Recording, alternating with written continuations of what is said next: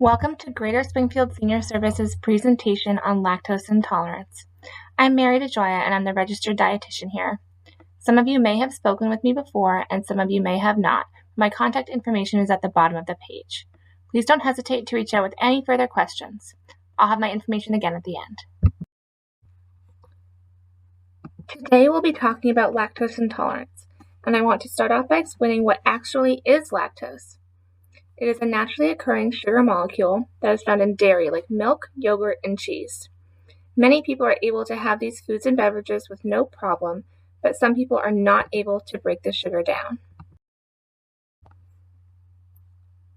People with lactose intolerance do not make enough lactase, which is the enzyme needed to break apart the sugar molecule in order to digest it. This leads to gas, bloating, diarrhea, nausea, stomach pain, constipation, and other symptoms.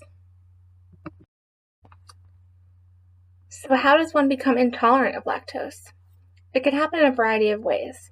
Some are born with low-level lactase production, have a family history of lactose intolerance, certain ethnicities may be more prone to lactose intolerance than others, and some people's capacity decreases as they age.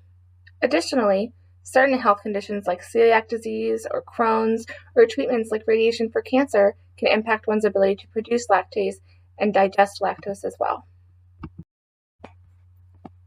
I want to take a moment to clarify that lactose intolerance is different from a milk allergy. Individuals who are allergic to milk are allergic to the protein in milk, and milk allergy symptoms may include swelling, difficulty breathing, and anaphylaxis.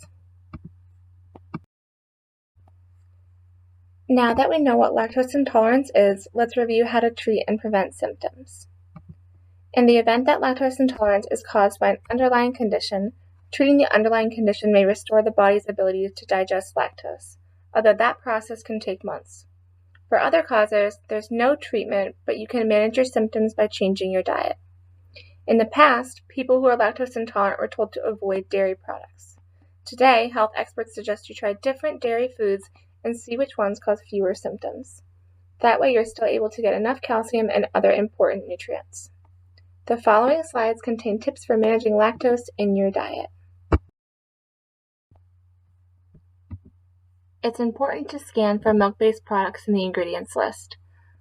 Look for milk, cheese, yogurt, cottage cheese, butter, whipped cream, half and half, dry milk powder, evaporated milks, and condensed milks. Packaged and prepared foods may also contain lactose. Reading the ingredients list can help you identify if that food contains lactose. Dairy products may be used as an ingredient in a variety of foods, including breads, waffles, cakes, instant potatoes, cream soups, protein bars, and meal replacement shakes. Lactose may also be present in unexpected items, such as non-dairy creamers, margarine, and deli meats. Medicine can also contain lactose. If you take prescriptions or over-the-counter drugs, talk with your healthcare provider. Ask if any of these products contain lactose and if the amount might be bothersome for you.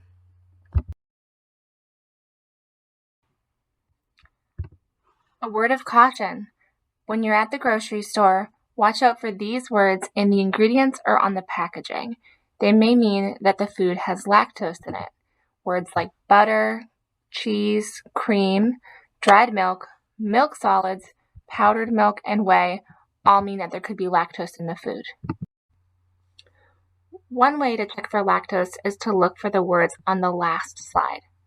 Another way is to look at the ingredients list and see if milk is listed as an allergen.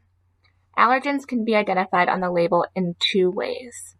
The way on the left that has the ingredient containing the allergen in bold and the allergen itself in the parentheses next to the item, or on the right, just in bold at the bottom. You can see it says contains wheat, milk, egg, and soy. The fact that it contains milk may mean that it contains lactose. There are dairy foods that are low in lactose and may be easier tolerated by some people. These are things you may want to try in small doses, and if symptoms return or worsen, avoid them. Things like yogurt, hard cheeses like cheddar or parm, and lactose-free dairy items like lactated milk.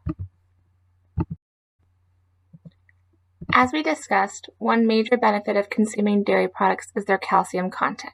To ensure that you're still receiving adequate calcium, try some non-dairy calcium choices, like fortified non-dairy products, like coconut yogurt or coconut milk or oat milk, sardines, canned salmon, fortified tofu, dark leafy greens like collard greens or kale, and fortified orange juice.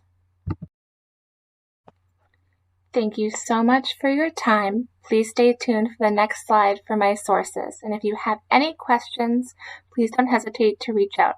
My contact information is at the bottom of this slide. Thank you.